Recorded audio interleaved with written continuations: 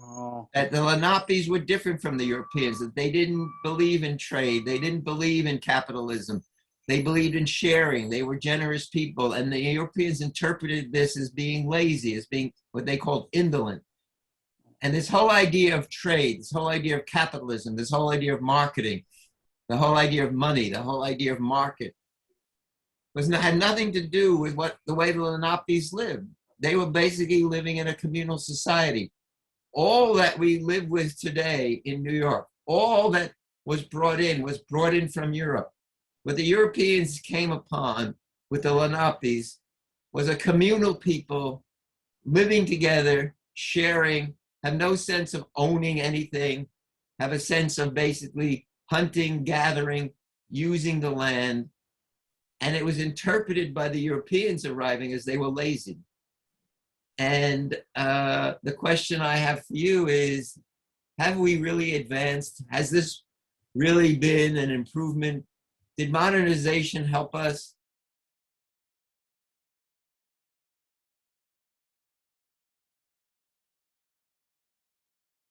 So the first thing we're going to do is I've sent out,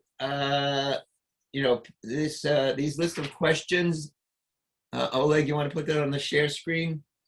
It's basically from the reading in Gotham, and you also have Xeroxes of the reading in Gotham. So you have the questions and the answers. You have everything. So here are the questions. Okay, we're gonna basically, the theme of this class right now today is for me to provide you with answers to these questions so that you can write the answers and have all the answers available, everything available. All you have to do is write. Okay, and so Oleg, put the Gotham, I think it's 125A up on the share screen. And so the part of the answers for these questions are in the reading. You don't have to buy the book. I'm going to provide you with all the reading material. And Oleg's going to put up what I'm calling 125A, which is the text from Gotham. And we will use that to answer your questions. Okay, so you all should have this. I've sent it to you many times. These pages from Gotham, which have been, I've Xeroxed and made a PDF for you. And so basically, thank you, Oleg. So let's go back. We don't have to do share screen now. Let's go back to the larger groups. I like to see the boxes and the students. So basically what you should first write down is that in answering your questions in history, there are many sources of information. One source is going to be me. So I'm important and you can quote me, but when you quote me in your answers, put it in quotes and then next to it, put RKL. And that's called a citation. If no one ever taught you that before, it's important to learn it now, that in writing, you need to tell people where you got your information from. So for this class, if you're getting any information from me, just next to the information, I'm going like this that's the way I do brackets, put RKL. That's one source of information. A second source of information is the textbook, Gotham. And when you quote from Gotham or take anything from Gotham, next to that information, all you have to do is in brackets, write the word Gotham, underline it because it's a book, and then page number. So when you take some information from Gotham, all I need you to do is quotes around it, and then in brackets, you put Gotham. That's a second source of information. A third source of information is going to be a primary source, which I will hand out in class. Today, we're going to be working with a log that was kept by Henry Hudson's first mate, Robert Jewett. So a primary source is different from a secondary source. Gotham's a secondary source. Historians like me look at primary sources and write something about it. And we're going to see both of those today. So a primary source, if you use it, again, quotes, and then if it's from Robert Jewett's log, you put in brackets Jewett, and you don't need a page number because there are no page numbers. So that's a third source of information. A fourth source of information in this class will be video, and we'll be looking at videos. And so if you quote from a video, you get information from a video, again, after you do that, you put in brackets, video, no page number. And the fifth source of information for this class will be other students. So other students will say something that's pretty important. And if you want to quote them or refer to what they said, you can just put their name or put other student. Doesn't matter. As long as you get into the habit of telling me where you got the information. That's the primary lesson. And let me tell you something very important, which you won't believe. In every university across the country, if you don't do what I'm telling you, they call it plagiarism. And they can kick you out of they can throw you out of the college and the university for plagiarism. So it's more serious than you think. It's unbelievable, but I want you to believe this.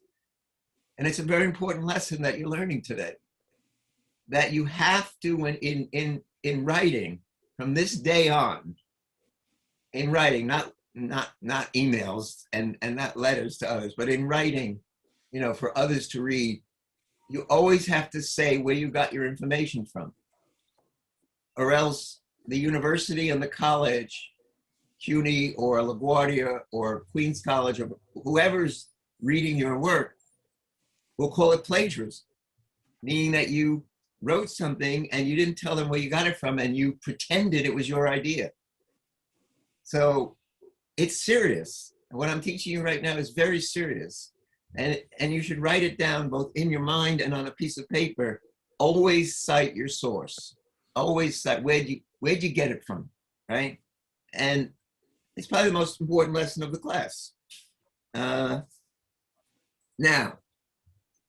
the second thing you have to learn in good writing is this, and write it down. Always give an example. Number one, always give an example. Whenever you say anything, always give an example. I'll be reminding you of this when I review your papers. When you can, give a short quote. Give a brief quote. Don't give me long quotes. Give me a brief quote, like the heart of a great quote. Give me an approximate date. It doesn't have to be exact. If you have an exact date, that's great. Give me a date. And here's the most important and the most difficult part. And write it down 3 times. I want your thoughts. I want you to tell me what you're thinking. And in the beginning, I don't care how crazy it is. Like if something reminds you of a meal you had last night, or something reminds you of a friend you like, or something reminds you of a journey you had yesterday in the park. Journey's the wrong word. Of a walk you had yesterday in the park. Or about your feelings about COVID, or about a family member you love, or about a family member you had a fight with. I want you to start experiencing writing your thoughts. And in the beginning, it's going to be bumpy. Let it be bumpy. Just let it out. Just let it out. Just let it out. All right? Get into that, because it's a sign of respect of your own intellect, and it's what I'm looking for. Okay? Keep in mind always when you're writing the 5 W's. So you want to say who, what, why, where, and when. Always keep that in mind. Okay, that's the lesson. That's what the whole course is about, is learning this type of writing. We're using the history of New York as our subject matter because it's something I know something about, as some of you know from other people who took my course or other professors who recommended that you take my class, okay? So let's get started, all right? And I mentioned a source of information was Professor Lieberman. So get ready to take notes. I'm gonna yap away a little bit. I'm gonna be the professor for a little bit. I'm gonna tell you a little bit about Henry Hudson and Robert Jewett and the discovery of this place we now call New York. Okay? Get ready. You got paper, or you got your screens, or you got your keyboard. I won't take a long time, but I'll tell you a few things because I'm a pretty good source. I've studied and written about New York for a long time, and I've taught it for a long time. Okay.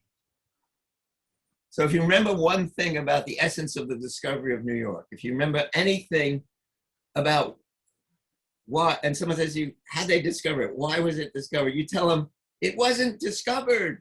There were people living here.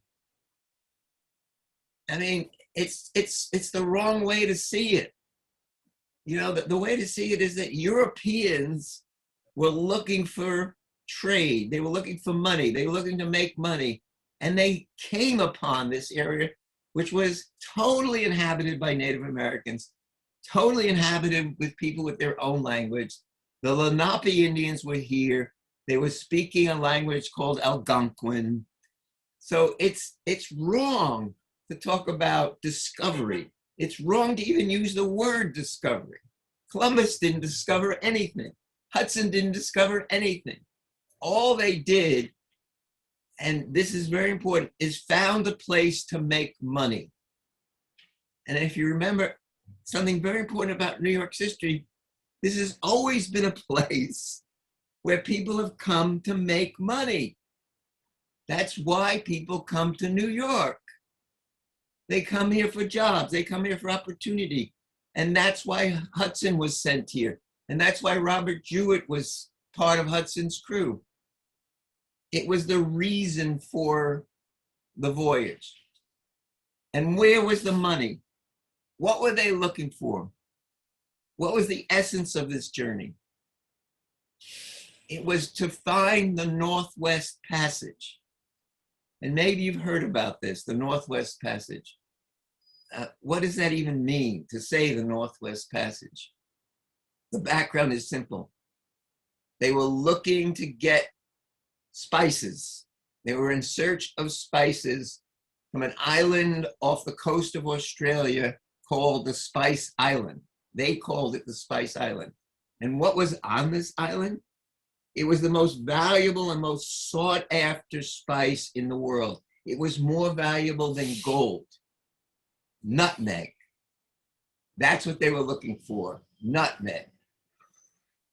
And the reason why they wanted the Northwest Passage was because they needed it for flavoring their cooking, to cover up the amount of salt they were putting into their meals, into their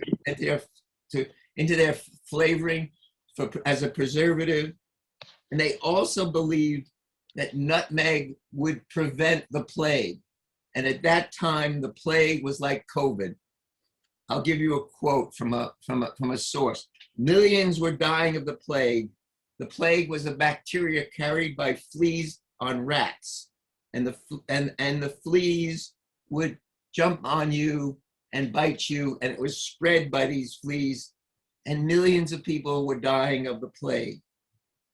And it was seen as nutmeg was a great source, like the vaccine today, of preventing the plague. Now, the reason they wanted the Northwest Passage, and the reason why Hudson was financed, and the reason why he sailed northwest, is because the only way to get to these islands was to sail around the coast of Africa. And the problem with sailing around the coast of Africa was there were pirates there, very famous pirates. You may have heard the name Redbeard, right? These were pirates, and you may have heard the term the Barbary Coast, right? These were pirates that if you sailed by would come, stop your boat, and take money from you, take whatever you had, would ask you to pay tribute. So sailing around the coast of Africa was expensive because you had to pay tribute to the pirates. So they wanted to avoid that. They knew the world was round. And so they figured if we sailed north and west, we would come around the world and get to Australia. There was one problem with that, is that they didn't realize you had a huge continent called North America right in the way. And so the bumping in to North America was a consequence of the spice of trying to get to the Northwest Passage. And what they do is never find the Northwest Passage. Now you can do it because you can sail under the ice, you know, if you go north of Canada, but then they couldn't do it. But what they do discover is the New World, and for our course, they discover the area we now call New York. So it was this search for the spices. It was the search for Spice Island. It was the reaction to pirates. It was the need to make money that Hudson, with his crew, bump into this place we now call New York. Let me just stop here and see if you've got any questions. I'll just take a minute. Does anybody have any questions on what I said, looking at your notes? Can you repeat the thing about the nutmeg? Yes, and you can Google nutmeg. Okay. So nutmeg was valuable for a number of reasons. One is they believed it was the vaccine, to use modern terms. Wait, was it actually though? Like, did it actually do something? No, Oh, no. But they believed it to be true. And that's more important than whether it could do something or not. They believed that nutmeg, would basically prevent the plague from killing you. And I bet in your family and your friends, in addition to the vaccine, there are some theories among you and your friends about how to prevent COVID. In addition to the mask and social distancing, maybe they talk about drinking a certain tea or eating a certain food. But these kinds of things spread about how to prevent a disease. And I just know that in some of your families and some among your friends, I know it's true for me, that there are these myths that pop up and they become a reality. The other importance for nutmeg was that it gave flavor to cover up the amount of salt that was being used as a preservative. This is a time when there's no refrigerators, there's no way to preserve any meats, there's no way to preserve anything except by putting salt on it. And you can imagine cooking, if you're using salt to preserve everything, that it's going to be a very salty taste. Nutmeg covered up that taste. So it was also a spice to cover up the saltiness of the diet. And it was so in demand that by weight, nutmeg was more valuable than gold. I'll say it again, by weight, nutmeg was more valuable than gold. And there was only one place to get it. There was only one place to get it. And that was the Spice Islands, which is an island off the coast of Australia, because there was volcanic soil there. And it's if you go to a map, locate Indonesia and Australia, you'll find the Spice Islands. Let me just tell you one more thing. Because they didn't find a Northwest Passage, and because nutmeg became so valuable, in time, it's discovered that Jamaica, the island of Jamaica, is also the perfect place to grow nutmeg. And if you Google Jamaica and you look at the flag of Jamaica and the symbols of Jamaica, it's the nutmeg, because it becomes the alternative place to get nutmeg. I know that's a much longer answer than you wanted, but that's my problem of knowing too much. Okay, other questions on anything I've said before we move on to Robert Jewett?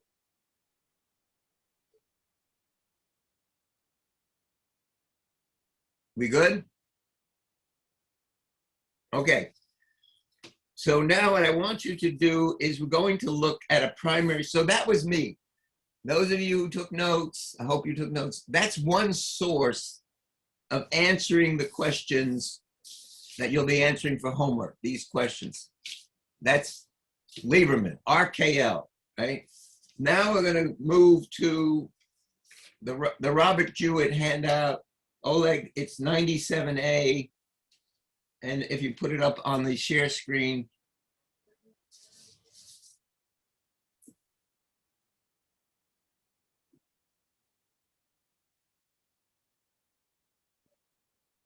coming up.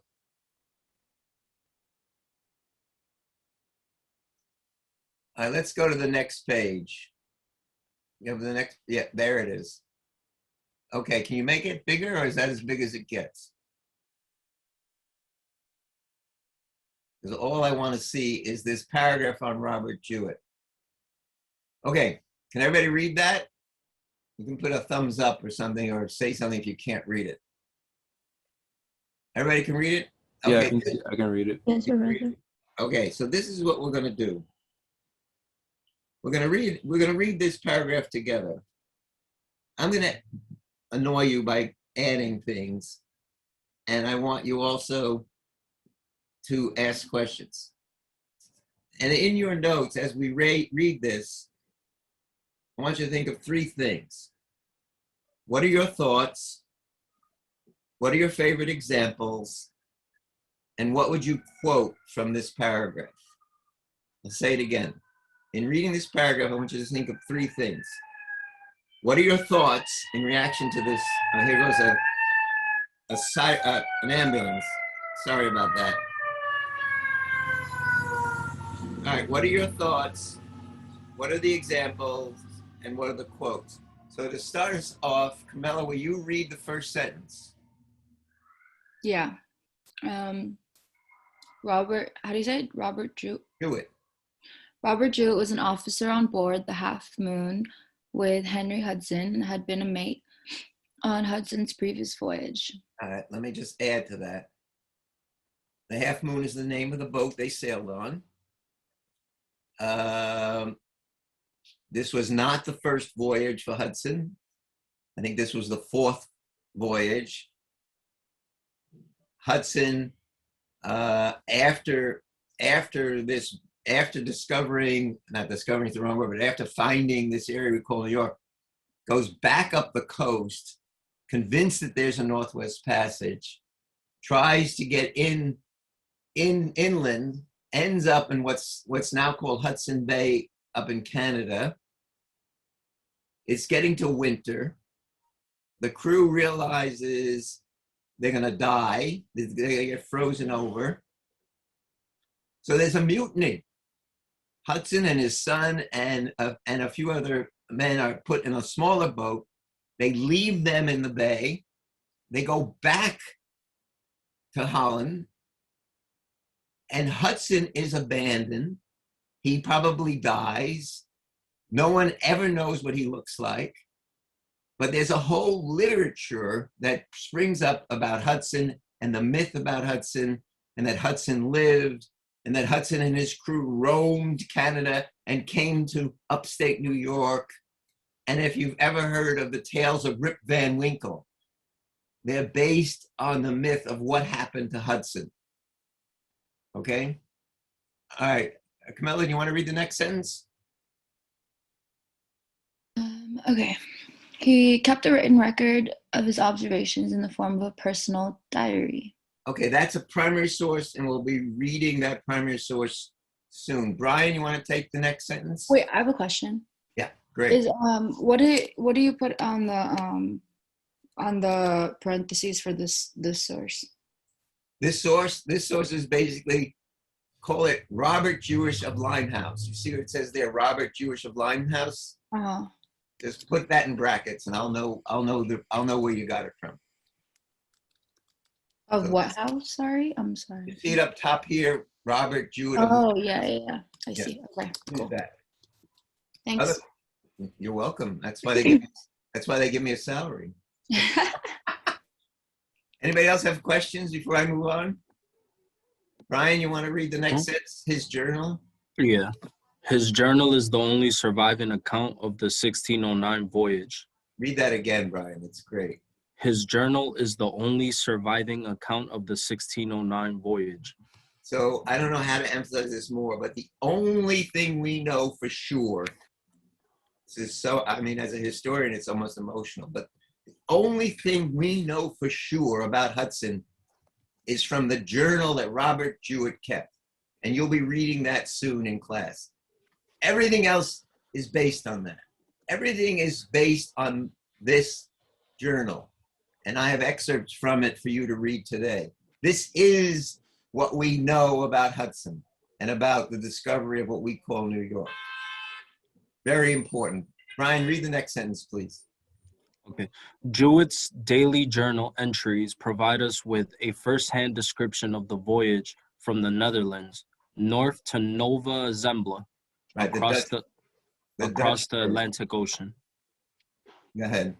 A part of the eastern seaboard of North America and finally into what will become the Hudson River.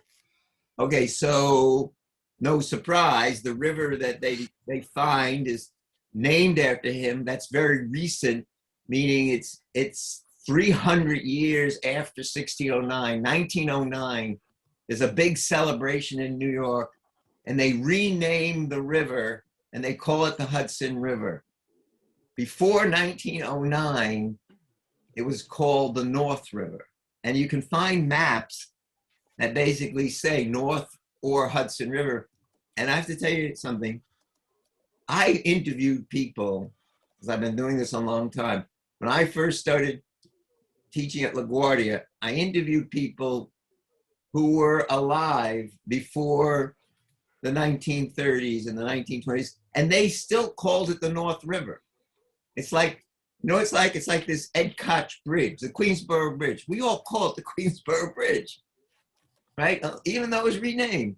Or the Triborough, we call it the Triborough. It's renamed the Robert Kennedy Bridge. It takes a while before these places catch on as their new name. And the Hudson River, when they renamed it, was not referred to by most people as the Hudson River after 1909.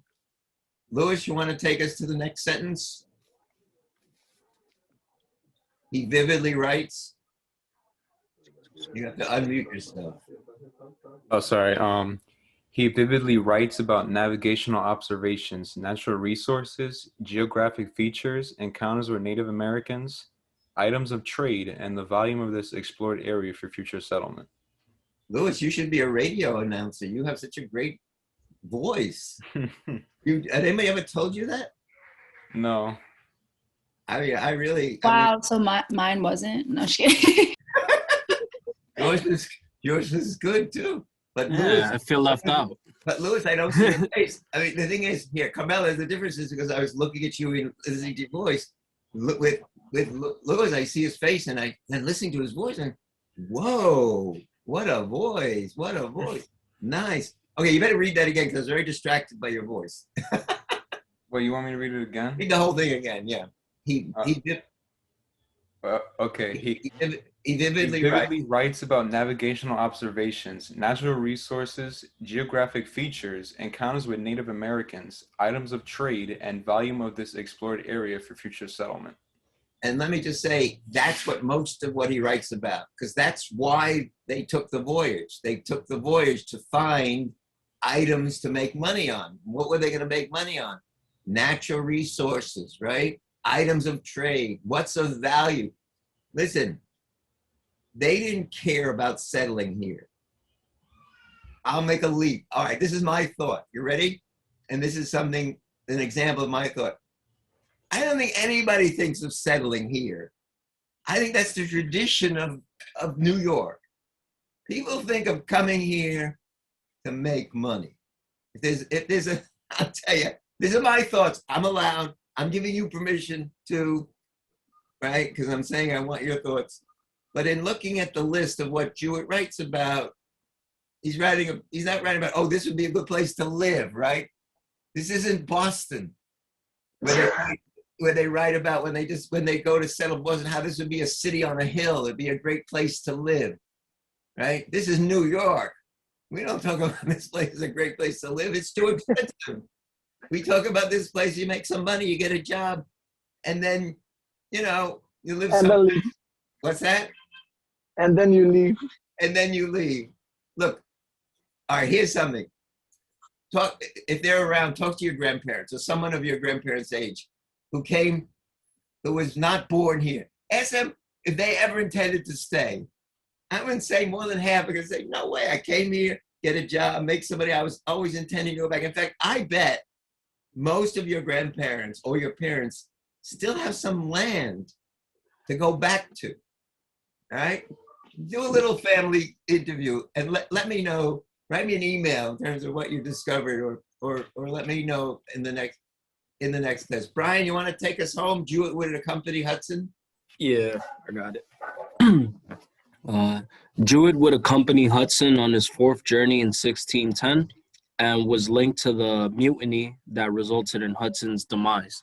So Ryan, what's your reaction to that sentence? Give me your thoughts. I think that was his man's, and he got him killed. That was his man's, but he got him. Yeah, he got him. His downfall. That was his downfall. I want you to write about that. And so, you want to know something? Jewett never ends up in prison. He never ends up. There's a trial, and they let him off. You know what was the mutiny? The mutiny was basically Jewett led the mutiny. They were up there in Hudson's Bay. Winter was coming. Hudson was obsessed with the Northwest Passage. He kept saying, I'm going to find this. I'm going to find this. This then realized he wasn't going to find it, that they were all going to die. And they put him in a little boat with his son and a few other guys, and they said, bye-bye, Hudson. and they headed back to London. Damn. And they get back, and they're taken to court. And the court has Jewett's log, and they proved that it was self-defense, that they had no choice. They were going to either all die or abandon this crazy guy and leave him up there on this bay called Hudson's Bay. And so Hudson dies up there, right? And they all get off because of this log, because Jewett kept this log. Oh yeah, I could see that. All right, Brian, let me ask you your thought. Do you agree with that? You agree with that finding? Wait, which finding? They let him off. In other words, that leaving Hudson there to die with his son obviously could be considered a crime. Yeah. If you were the judge, what would you say? Honestly, I don't even know. I don't even know how to go about that. Well, I'm going to push you. Go about it. Tell me what you think. The boat comes back. There's Jewett and all the men. Mm-hmm. Hudson's gone. They say, where's Hudson? They say, oh, we left him in Canada on a big open body of water in the middle of winter. They take him before you. You're the judge. How would you decide, Brian? Well, that obviously is a sign of mutiny because they pretty much turned their back on him. So what would you do to them? I mean, I don't know if that would be in line for like execution, but you're the judge. I'm making you the judge. Would you execute them, or would you say, well, I see your point. It was going to be, you were going to die with him or leave him die alone and get back here. How would you decide? What would you decide? Considering the time frame, the time that all of this was taking place, they probably would have got executed. So you'd say off with their heads. Yeah, pretty much. Because, mutiny, they pretty much turned their back on him. Yeah. And they left him to die. Anybody have a different point of view? Well, that's just me. I'm no, I get it. You agree? Well, you know what I agree with? I agree with that it was very unusual for its time to let Jewett off the hook. Exactly. You're onto the right thinking that it makes the history books because, wait a minute, they let this guy off. I mean, is it mutiny? Like mutiny is like something serious during that time. Yeah. Where does your mind go right now? Is there anything in your own life experience where you were surprised by a decision that was made by a court to let somebody go where you or someone that you knew think this guy was guilty? Do you have any current references in your lifetime? Well, I guess a lot.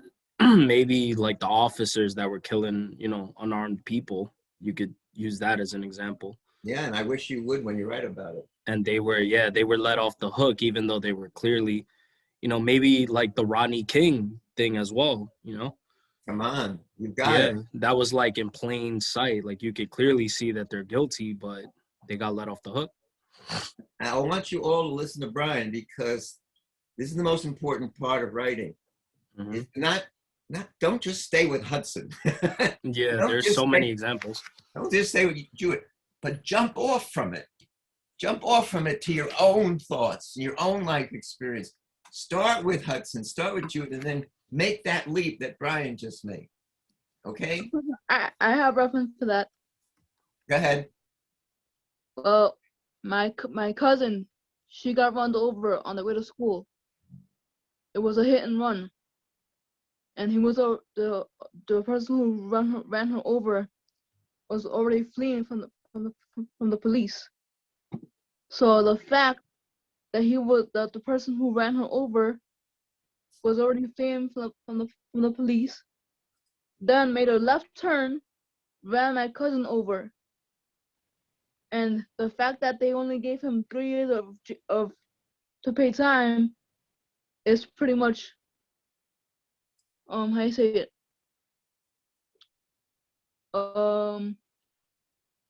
a bit harsh from our part. Yeah. Well, Christian, when you write about Hudson and Jewett, I want you to use that as your example, okay? That's fine. All right. Can we exit the full screen and, I'm sorry, Oleg, go from the full screen. Yeah, right. Okay, so what we're gonna do now is work in groups with Jewett's log. And you all should have 97A, the constructed responses. It's a listing from Jewett's log and questions and a list of questions. If you don't have it, we'll put it up on the share screen for you, or Oleg can put it up on the share screen for you in your individual groups. But in the groups, there's the constructed response questions to the excerpts on, this is the excerpts of Jewett's log, and then there's a list of questions in your groups. And how many students do we have, Oleg? We have 17 students. Okay, so we had decided that there would be 7 groups of 2, and the 8th group would have 3.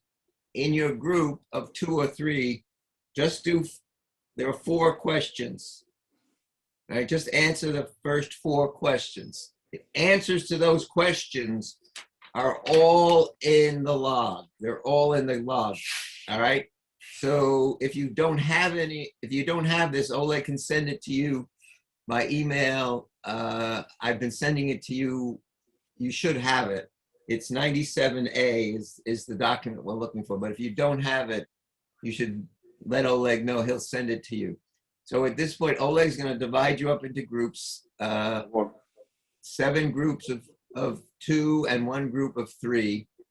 And it is now 1:41. So I want you to come back at 2 o'clock. No, I'll give you 15 minutes. So come back at 1:55 so we can talk a little bit before we take the break. Come back at 5 minutes to 2 to go over your answers to constructed response questions 1, 2, 3, and 4. Okay, before we divide up, does anybody have questions of what you're supposed to do? And does anybody not have the questions 97A or the list from Jewett's log where you can get the answers? Everybody? Christian, you don't have it? No.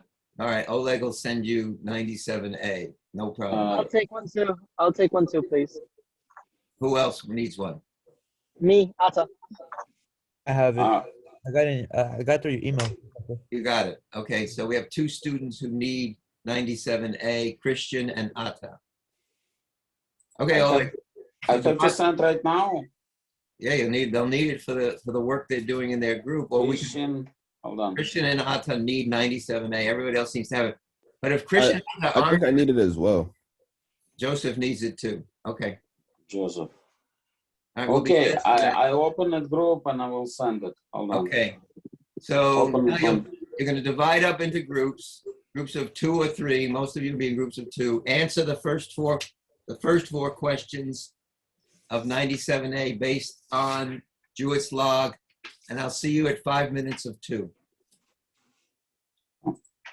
We traded like garden herbs and walnut trees and all this stuff, and they have to like find that stuff. Like they have to find people to give it to them, or like they have to find the actual source of it, which sounded really sick. And they were like, oh, there's wood for housing, and there's like all these flowers and herbs that we can like take. Like, I think that's really cool. So let me just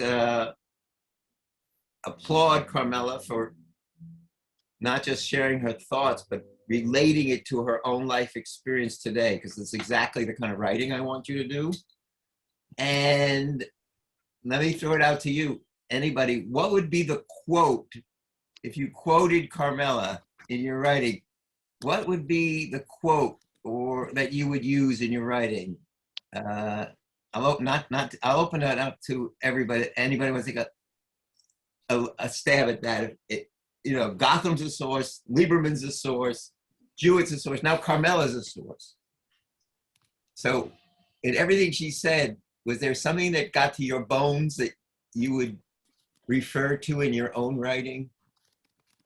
Well, she did say that how everything is just in a touch of a button today, and how it was harder to do things back then.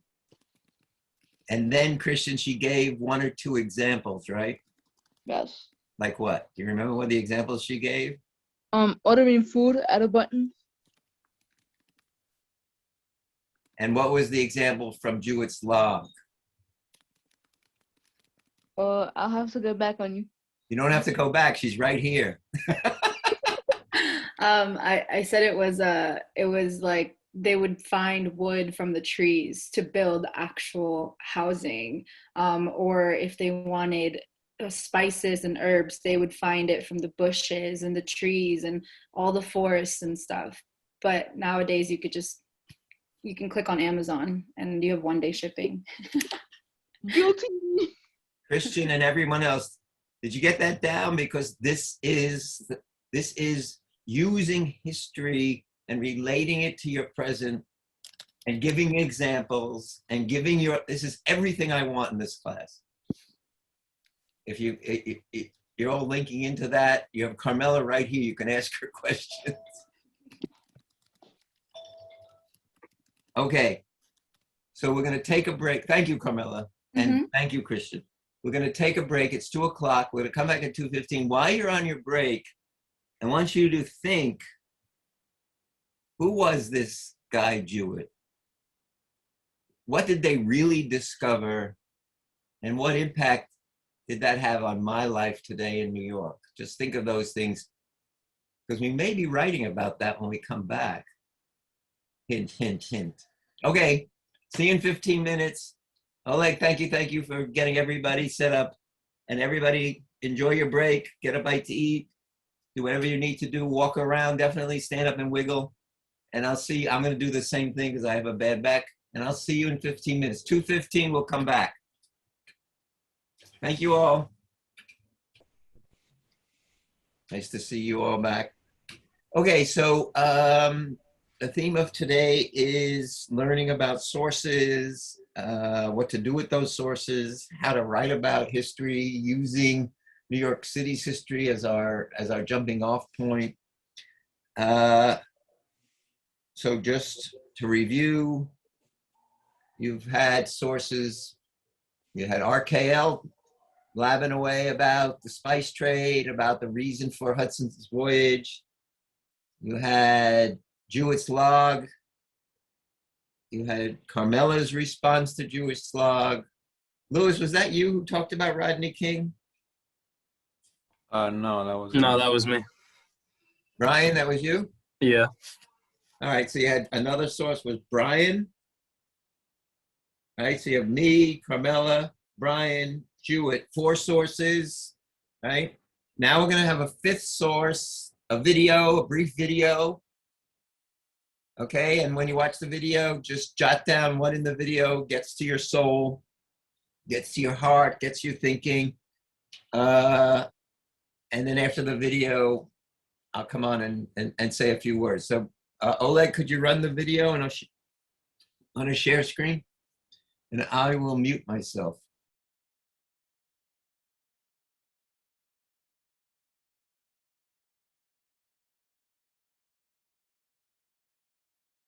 That was another source, a video, which lifts from Jewett's log and then goes on to talk about the whole reason why the Dutch come here and settle, which is for the beaver trade. And one of the historians labels New Amsterdam as the birth of modern capitalism. So now you have 4 sources all circling around the same topic, maybe 5 sources. You've got my words, you've got this video, you've got Jewett's log, words by Carmela, words by Brian. Does anyone want to add anything before I say, does anyone want to add anything in terms of their reaction to the video, to Jewett, to any of this? Anyone want to say anything about their own personal reaction to all of this? It's crazy how many trees there were back then. It's very crazy. Yeah, crazy. Give me another sentence to tell me what makes it crazy for you. Well, what I'm trying to say is that like right now, back then, the oxygen was way better than it is now, because the trees produce air. Yeah. So back then, for a fact, the air over there back then was very fresh than it is compared to now, because now we're just breathing in like toxic gas. Yeah. So if I were going to quote you, Jonathan, in my writing, what would be the one reference you'd want me to use?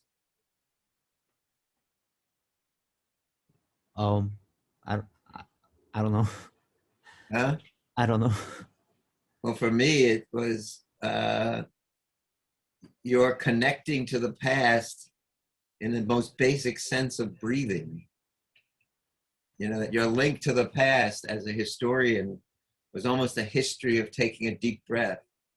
And your references to Jewett's log and the trees that he lists, those are the examples you give. And the detail that you give is Jewett's log and then your own life experience in a very meaningful statement. I mean, what's more basic than breathing? You know, if you're thinking about the history of our city, it's brilliant what you put your finger on, because it's the essence of life. It's the essence of life. So thank you for that. Anybody else want to jump in and say something before we move on? Personal reactions to Jewett, to the video, to what I've said, to what Jonathan has said, what Carmela has said, what Brian has said. It's very interesting how everything changes within years of time. And Christian, just to give an example, sorry, but my job is to push you a little bit.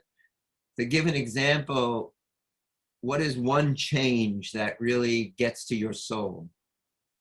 Well, one change that really gets to my soul would be how back then there was so much space in this state, which is New York, according to now, how everything is so gathered together. There's no space for any buildings, for any plantations, according to back then. All right, so everybody follow me a minute. Christian, I'm going to push you one more. I'm going to push you a little more. Apologies for this. But instead of the word space, could you give me a quote or an example from Jewett's log that conjures up this feeling of space in your mind? Not really. Huh? No. Can somebody else jump in looking at Jewett's log and give me an example of what Christian's talking about in terms of what is there in Jewett's log that gives you, that makes you feel there was more space in New York than now? Anybody? Yeah, he speaks of like the rivers and like hills and plateaus and cliffs that we don't really have now. Except when we go into Jersey, we see some of those cliffs, but not as vast as he describes it. Perfect. Okay, so Christian, you can then use what Ivan just said in lifting from Jewett to sort of finish up your point about this sense of space, of being able to put your arms out. Jewett could put his arms out. And now if you put your arms out, you might hit somebody. Right? Anybody else want to jump in with a personal thought about Jewett, about what Lieberman's been saying, about what Christian has said, what Jonathan has said, what Carmela has said, what Brian has said, with the video? Anybody want to jump in with their own other personal thought?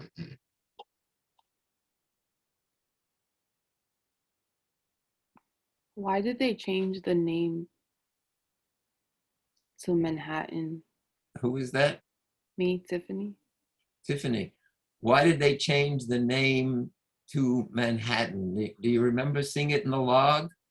You remember? I think it was formerly known as Manhattan.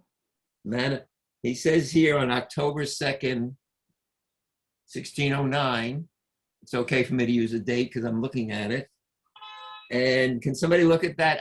Do you have that in front of you, that reference of October 2nd, 1609, where you see the reference to Manhattan?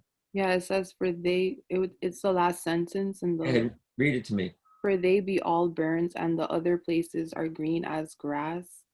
It is on that side of the river that is Manhattan.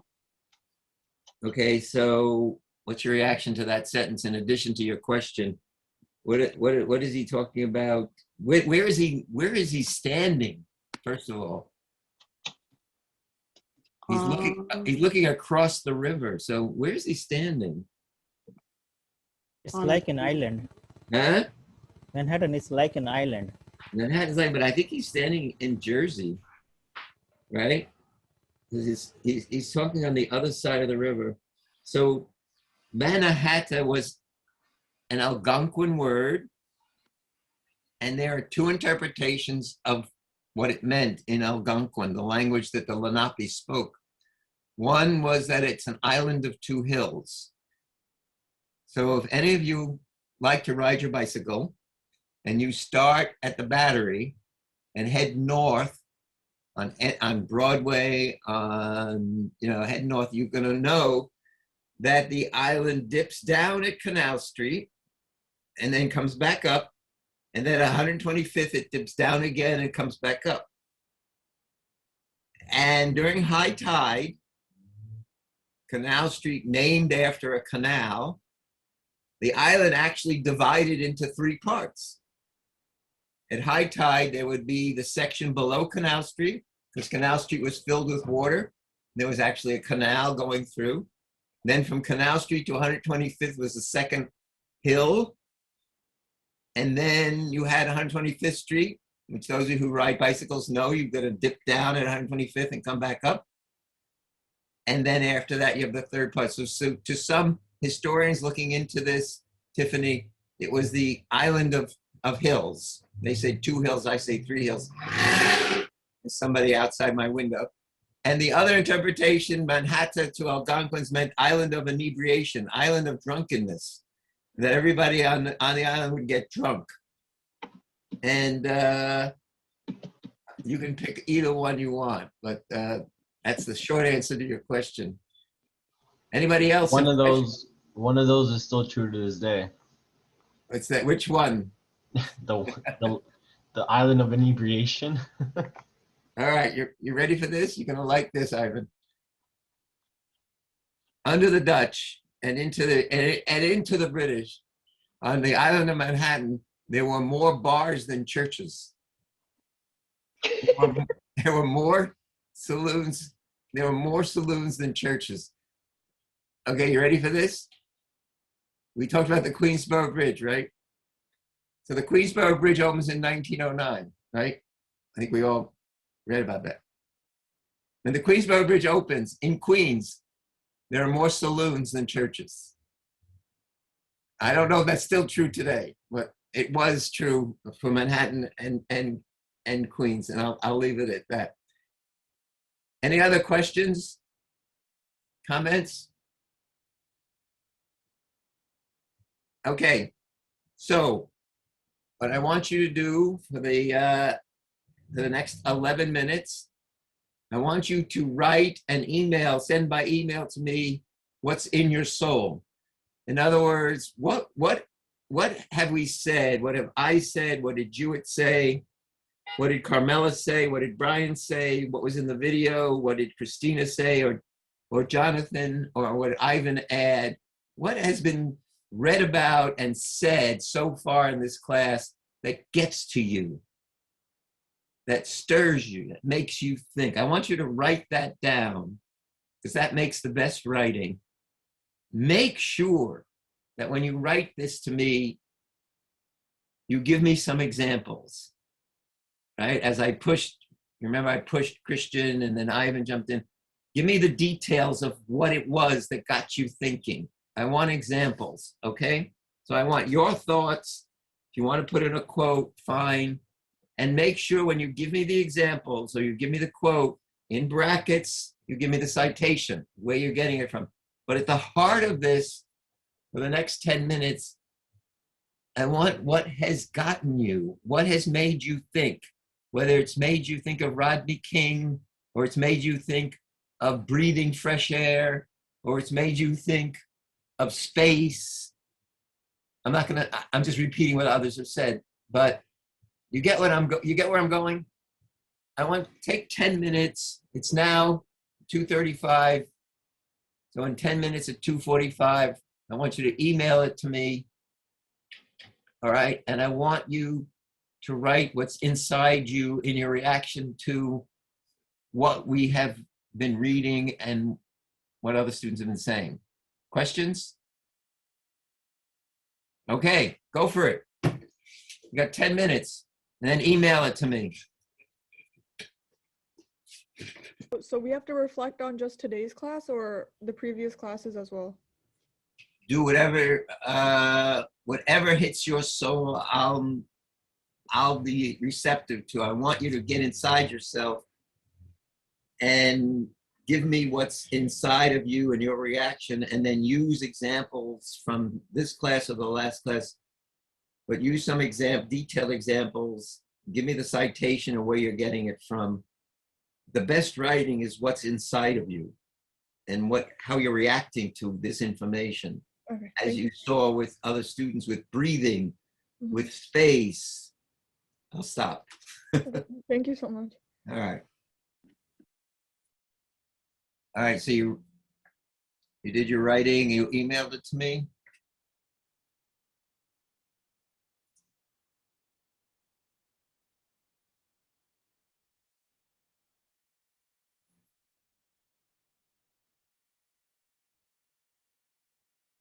I'm back. You back? Everybody back? Yeah. Okay. I looked at the chat room. You have total permission to eat in class. Okay, so everybody is back. Everybody emailed me their writing for today. For homework, I've given you these questions from page 12 and page 14 and page 17 through 18 in Gotham. I also sent you those pages. If you didn't get those two, meaning the questions and the text of Gotham, you should let me and Oleg know, and I'll get it to you right away. We have about 15 minutes left for the class. I wanted to go over page 12 with you to give you a start on answering those questions. The answers to these questions are due on Monday, next Monday, the day before we meet. So you have from now till Monday to answer these questions and send them to me. You can do it by Friday anytime you want. I will not be grading the answers. Again, I'll be just going over it and giving you feedback, but you have to do the homework, but you'll get no grade because I want you to get a sense of my style and the corrections, and I want you to learn a bit before I start grading you. So in helping you in terms of the reading and in terms of the questions, Oleg, will you put page 12 of Gotham up on the share screen?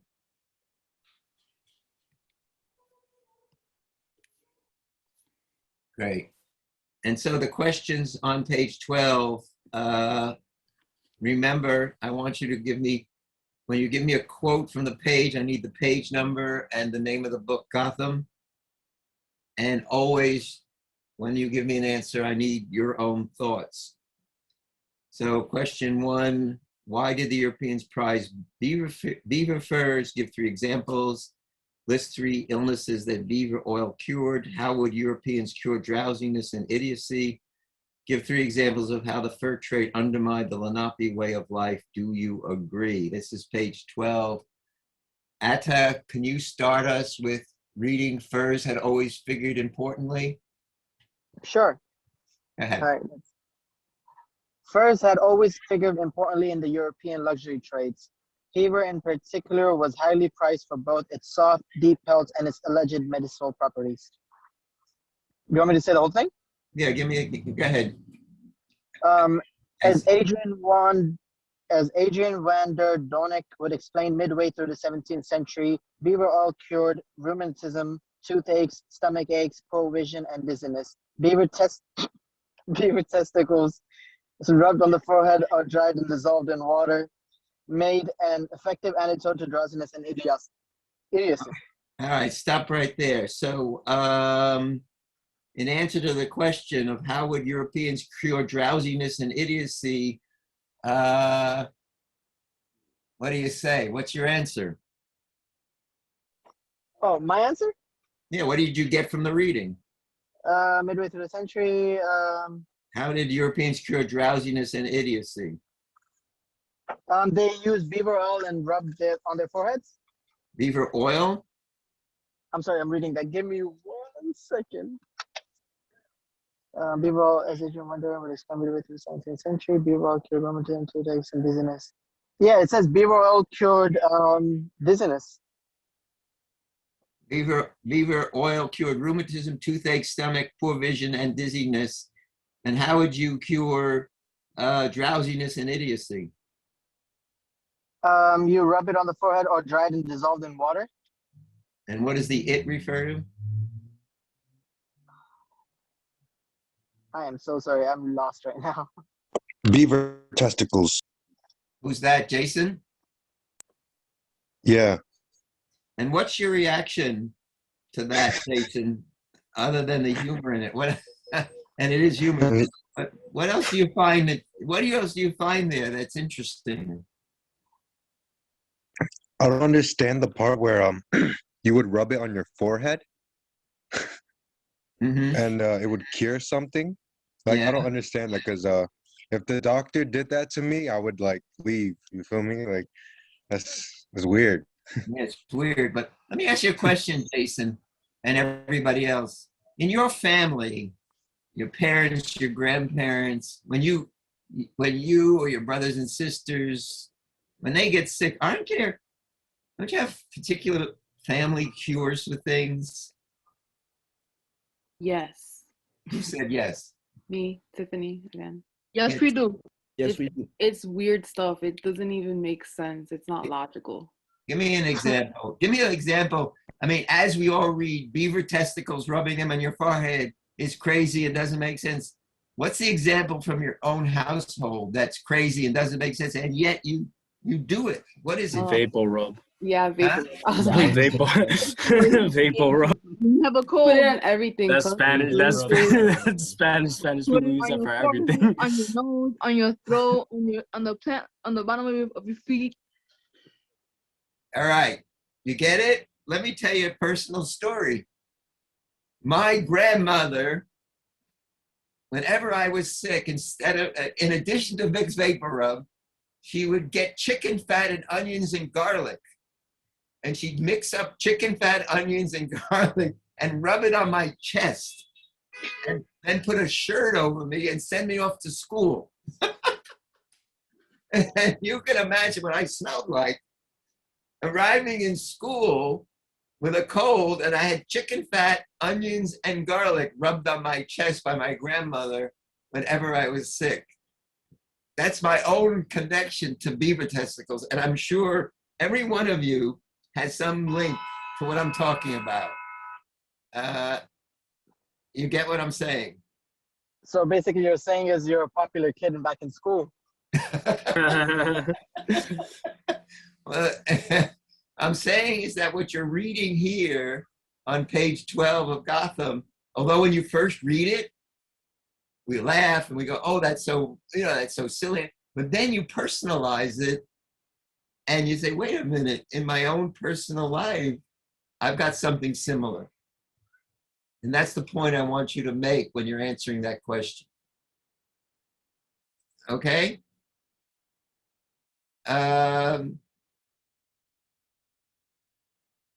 Jason, you want to read the next? We have time for one more.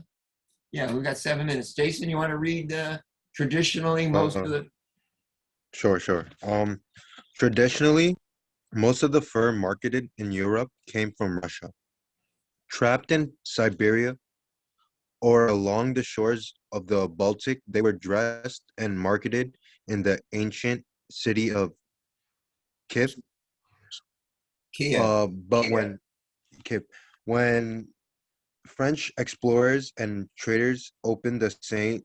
Lawrence River Valley in the 1580s, the influx of Canadian skins created a wider market in Europe and prompted rival traders to seek additional sources of supply elsewhere in North America. And so originally the furs were coming from Russia through Kiev, and then they discovered all these beavers in North America and started trading through Canada. And the word dressed, when you saw that word dressed, they were dressed and marketed. The word dressed means that they were killed, their heads were taken off, their insides were taken out, and all you had was the animal with the fur on it. I know this because my father was a butcher, and we would talk about dressed animals all the time. Atta, you want to continue in the reading by 1600? All right, sure. Right. Because what do you call it? It's blurry because I have shit. Oh, okay, never mind. Christian, can you do the reading by 1600? No? Christian, are you there? Yeah, but I can't read it. It's too Can't read small. it? Okay, Tiffany, can you read it?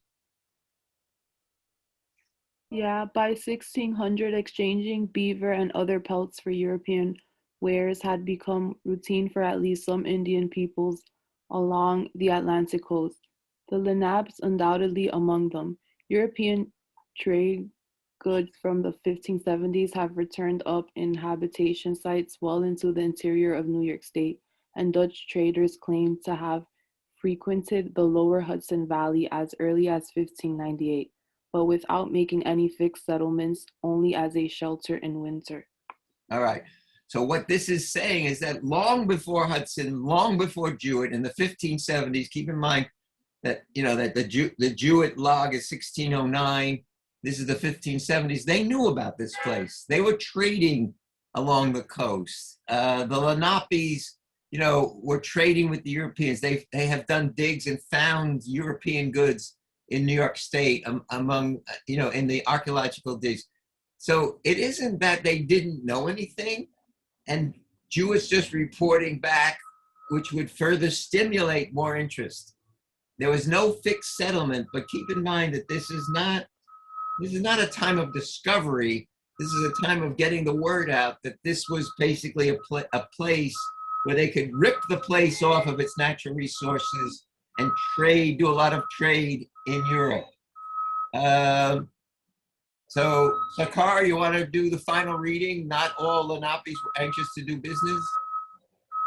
Not all the Lenapes were anxious to do business with Europeans. Some must have heard stories of captives carried off into slavery. Others seems unwilling to get into the spirit of market economy. They take many beavers. Jonas de Lec remarked in 1650, but it is necessary for them to get into the habit of trade. Otherwise, they are too indolent to hunt the beaver. Even half century later, Daniel Denton would note that many Long Island's Lenapes still show a marked indifference to material possessions. They are extraordinary, charitable to another. He wrote, one having nothing to spare, but he freely impart into his friends, and whatsoever they get by giving or any other way, they share to one another, leaving to themselves commonly the last share. Okay, so let me give you my Lieberman thoughts on this. What is that noise? Is that from me? Here, Let me give you my interpretation. That the Lenapes were different from the Europeans, that they didn't believe in trade, they didn't believe in capitalism, they believed in sharing, they were generous people, and the Europeans interpreted this as being lazy, as being what they called indolent. And this whole idea of trade, this whole idea of capitalism, this whole idea of marketing, the whole idea of money, the whole idea of market, had nothing to do with the way the Lenapes lived. They were basically living in a communal society. All that we live with today in New York, all that was brought in from Europe. What the Europeans came upon with the Lenapes was a communal people living together, sharing, have no sense of owning anything, have a sense of basically hunting, gathering, using the land. And it was interpreted by the Europeans arriving as they were lazy. And the question I have for you is, have we really advanced? Has this really been an improvement? Did modernization help us? Did the Europeans bringing over capitalism? What was the good and the bad of that?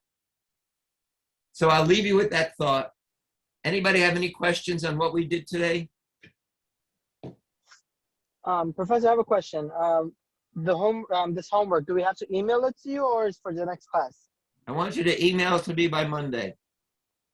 Gotcha. Thank you. All right, and keep in mind, I want examples, I want citation, give me some quotes, and most of all, as I just gave you my thoughts in reaction to that paragraph, and as you know, as others in the class, Carmela and Jonathan and Christian and others have shared their thoughts, I want you to share your thoughts with me. Very important for me to get to the essence of what you're thinking. Use history to sort of come in and integrate it with your own thoughts. It makes for the best writing. Okay, I'll see you Thursday. Stay healthy. Professor, Yes. can you just say what's the homework again? What? Can you tell us what's the homework again? Can I tell you what's the homework? Yes. Yeah, the homework are the questions from Gotham on page 12, 14, 17 through 18. You've got a handout here. Those are the questions that I want answered and emailed to me by Monday. All right, that's fine. Okay, but I'll see you Thursday, and we'll start talking about Peter Stuyvesant and the settlement of New Amsterdam. All right. Okay, stay healthy, everybody. Go on. Take care, Professor. Bye. Bye. Bye, Professor. Take care, everybody. Take care. Bye, everyone. Thank you, Professor. Take care. Nice seeing you. See you Thursday.